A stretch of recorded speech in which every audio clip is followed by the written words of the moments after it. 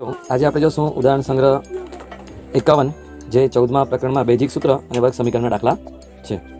એમાં આપણે સૂત્ર જોશું a વત્તા b a ઓછા b બરાબર a નો વર્ગ ઓછા b નો વર્ગ. હવે જોશું આપણે મહાવરા સંગ્રહ 51માં x વત્તા y x ઓછા y, બીજો દાખલો છે 3x ઓછા 5 3x વત્તા 5, ત્રીજો દાખલો છે a વત્તા 6 a ઓછા 6, ચોથો દાખલો છે x ના છેદમાં 5 વત્તા 6 x ના છેદમાં 5 ઓછા 6. વિસ્તરણનો સૂત્રનો ઉપયોગ કરી નીચેના કિંમતો શોધો. 502 ગુણ્યા 498, 97 ગુણ્યા 108, 54 ગુણ્યા 46 અને 98 ગુણ્યા 102. આ બધા દાખલાઓ આપણે અહીંયા જોવાના છે. બધાથી પહેલો દાખલો આપણે જોશું મહાવરા સંગ્રહ 51નો. પહેલો દાખલો, વિસ્તરણના સૂત્રનો ઉપયોગ કરી નીચેના ગુણાકારો લખો. હવે અહીંયા આપણે જો બધાથી પહેલાં શું લખીએ? નંબર 1 રકમ લખી x વત્તા y કૌંસમાં x ઓછા y બરોબર. એના નીચે રકમ. હવે આમાં કેવી રીતે ખબર પડે કે આ સૂત્ર વાપરવાનું? તો જોઈ લો, આ રકમમાં તમારી પાસે એક રકમ કૌંસમાં વત્તામાં છે, બીજો ઓછામાં છે, એટલે આપણે આ સૂત્ર જે હમણાં જોયા a વત્તા b a ઓછા b વાપરશું. બરાબર લખી a નો વર્ગ ઓછા b નો વર્ગ લખી નાખ્યું. હવે તમે ધ્યાન દીજો, રકમમાં તમને a ની જગ્યા પર શું દેખાય છે? x દેખાય છે, એટલે આપણે લખ્યું x a બરાબર x અને b ની જગ્યા પર તમને શું દેખાય છે? y. તો તમે જોશો b બરાબર y લખ્યું. હવે પાછું બરાબરની આ સાઈડ આવી આપણે સૂત્રમાં a ની જગ્યા પર આપણે શું લખ્યું? x એનો વર્ગ કર્યો ઓછા b ની જગ્યા પર y એનો વર્ગ લખ્યો બરાબર x નો વર્ગ ઓછા y નો વર્ગ. નવી લાઈનમાં હવે એના પછી આપણે જોશું આ આવી આપણો જવાબ x નો વર્ગ ઓછા y નો વર્ગ. હવે આપણે જોશું બીજો દાખલો. આ આપણો દાખલો છે બીજો 3x ઓછા 5 3x વત્તા 5. હવે ઓછામાં અને વત્તામાં રકમ છે, એટલે આપણે ફરીથી સૂત્ર લખશું a વત્તા b કૌંસમાં a ઓછા b બરાબર a નો વર્ગ ઓછા b નો વર્ગ. એની જગ્યા પર તમને શું દેખાય છે? 3x અને b ની જગ્યા પર તમને શું દેખાય છે? 5. તો આપણે જો ઉપર લખ્યું છે a બરાબર 3x અને b બરાબર 5. હવે આપણે ફક્ત રકમ ભરવાની છે. એની જગ્યા પર શું લખશું? 3x નો વર્ગ ઓછા b ની જગ્યા પર 5 નો વર્ગ. એનો બંનેનો વર્ગ કરશું તો જવાબ આવશે 9x નો વર્ગ ઓછા 25. આવી રીતે જ આપણે આગળ ત્રીજો દાખલો જોશું. આ આપણો ત્રીજો દાખલો a વત્તા 6 a ઓછા 6 રકમ એવી જ છે, તો આપણે સૂત્ર લખશું a વત્તા b a ઓછા b બરાબર a નો વર્ગ ઓછા b નો વર્ગ. એની જગ્યા પર તમને શું દેખાય છે? a અને b ની જગ્યા પર તમને 6. હવે આપણે એની જગ્યા પર પાછો a જ મૂકશું, એનો વર્ગ કરશું ઓછા 6 નો વર્ગ બરાબર તમારી પાસે શું આવશે? કાઉન્સ છોડીને આપણે લખશું a નો વર્ગ ઓછા 6 ને 2 વખત ગુણાકાર કર્યો તો 36. હવે એના પછી આપણે ચોથો દાખલો કરશું x ના છેદમાં 5 વત્તા 6 x ના છેદમાં 5 ઓછા 6. નવી લાઈનમાં આપણે આ સેમ રકમનું સૂત્ર લખશું a વત્તા b a ઓછા b બરાબર a નો વર્ગ ઓછા b નો વર્ગ.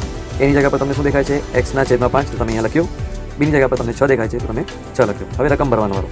એની જગ્યા પર આપણે શું લખશું? x ના છેદમાં 5 કૌંસમાં લખ્યું, એનો વર્ગ કર્યો ઓછાનો ઓછા કર્યો, b ની જગ્યા પર આપણે લખ્યું 6 એનો વર્ગ કર્યો. નવી લાઈનમાં બરાબર નીચે કર્યો, x ને 2 વખત ગુણાકાર કરીએ તો x નો વર્ગ આવે અને 5 ને 2 વખત ગુણાકાર કરીએ તો 25 ઓછાના ઓછા 6 ને 2 વખત ગુણાકાર કરો તો કેટલો આવે? 36. આ રીતે આપણો જવાબ આવી ગયો ચોથા દાખલાનો. હવે એના પછી આપણે આગળનો દાખલો જોશું. આ ફરીથી એક સૂચના છે. આ દાખલાઓમાં છેલ્લો એક 1 થી 5 આવે તો સરવાળો કરો અને છેલ્લો એક અંક 6 થી 9 આવે તો બાદબાકી કરો. આગળની જેમ જ આપણે કરવાનું છે. અહીંયા પણ આપણે જોશું પ્રશ્ન 2 વિસ્તરણ સૂત્રનો ઉપયોગ કરી નીચેના દાખલાની કિંમતો શોધો. હવે અહીંયા આપણો પહેલો દાખલો છે આવ્યો 502 ગુણ્યા 498. હવે ધ્યાનથી જોજો, આગળ તમને શીખવાડ્યું હતું 502 2 આવ્યા છે એટલે ત્યાં સરવાળો કરશું અને અહીંયા 8 આવ્યા છે તો નો ઓછા કરશું. આપણે કેવી રીતે કરવાનું? અહીંયા હવે 502 છે તો એનો જો ધ્યાનથી જોજો, એક કૌંસમાં 502 છે તો અહીંયા શું કર્યું? સરવાળો કરશું, છેલ્લે 2 આવે છે એટલે 500 વત્તા 2 કર્યા તો બીજા કૌંસમાં એનો વિરોધી લખી નાખવાનું. હંમેશા યાદ રાખવાનું 500 ઓછા 2 વત્તાનું કરી લેવાનું કાઉન્સ તો ઓટોમેટિક ઓછાનું કાઉન્સ આપણે આવડી જાય. એકમાં વત્તા કરીએ તો બીજામાં શું આવશે? ઓછા. અને ઈ સંખ્યા આવે તો ઈ 2 સંખ્યા આવી ગઈ તો પાછો આપણો ઈ સૂત્ર a વત્તા b a ઓછા b. હવે તમને એની જગ્યા પર શું દેખાય છે? 500 તો જો મેં સાઈડમાં લખ્યું છે a બરાબર 500 અને b બરાબર 2. હવે આપણે જોશું a નો વર્ગ ઓછા b ના વર્ગમાં આપણે રકમ ભરશું 500 નો વર્ગ ઓછા 2 નો વર્ગ બરાબર નીચે બરાબર 25 25. શોર્ટકટ કેમ કરવાનું? 25 25 અને અહીંયા 2 મીંડા છે તો અહીંયા 2 મીંડા 2 વાર મીંડા લખે 4 મીંડા થઈ ગયા ઓછા 4 બરાબર તમારો જવાબ હવે 249996.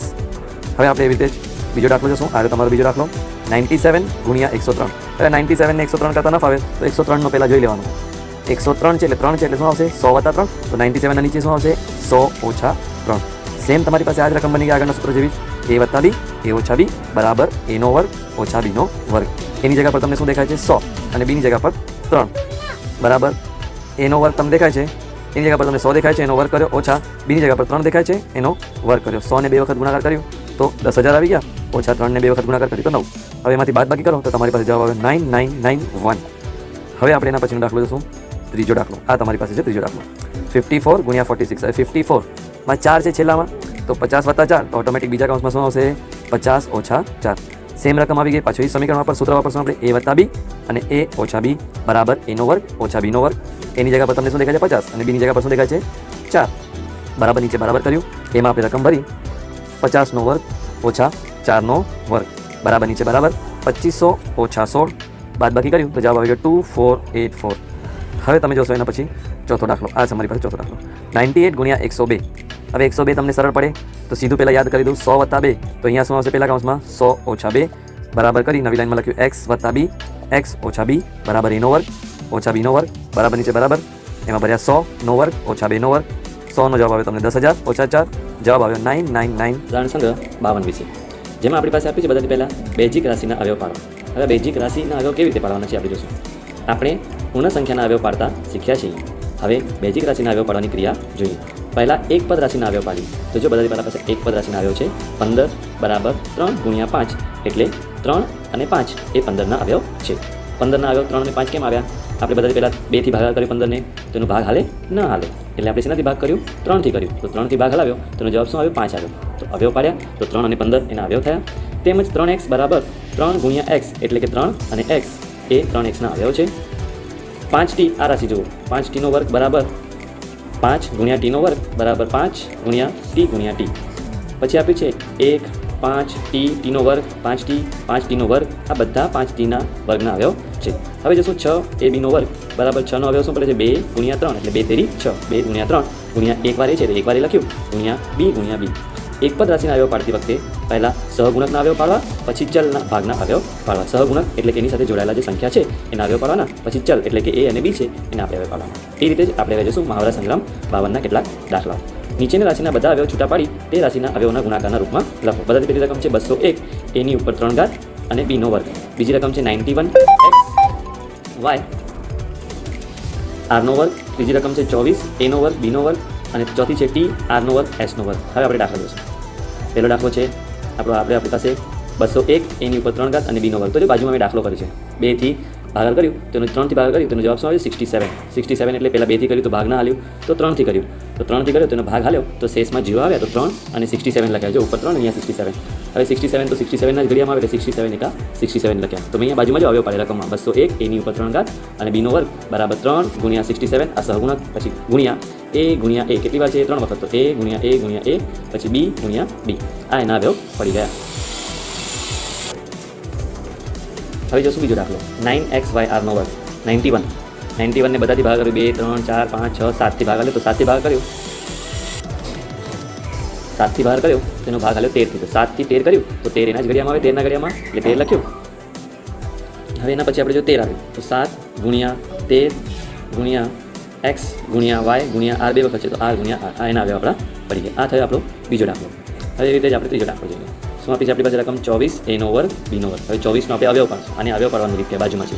24ને બધાથી પહેલાં 2થી ભાગ કર્યું તો જવાબ શું આવે 12 એટલે 2 અને 12 લખ્યા. પાછું 12ને 2 થી સ્ટાર્ટ કરવાનું તો 2 થી ભાગ હલાવ્યો તો શું આવ્યો 6 પાછું 6 આવ્યો તો પાછું 2 થી ભાગ હલાવ્યો 2 તેરી 6 આવ્યા. હવે 3 થી 3 એકા 3 એના પછી એનો ગુણાકાર લખ્યા 2 2 2 ગુણ્યા 3 તે લખી નાખીજો. તેથી કરીને પહેલાં 2 ગુણ્યા 3 એ કેટલી વખત છે 2 વખત તો a ગુણ્યા a b કેટલી વખત છે b ગુણ્યા b આ આપણો અવયવ થઈ ગયો. તો એટલે આ રીતે અવયવ પદ્ધતિથી આપણે અવયવ પાડવાના છે. હવે આપણે જોશું આપણો ચોથો દાખલો. ચોથા દાખલામાં t r નો વર્ગ અને s ની ઉપર 3 ઘાત તો t કેટલી વાર છે નવી લાઈનમાં એક વખત r બે વખત તો ગુણ્યા r s કેટલી વખત 3 વખત તો s ગુણ્યા s એ આપણે અહીંયા લખ્યું. આ રીતે આપણો ઉદાહરણ સંગ્રહ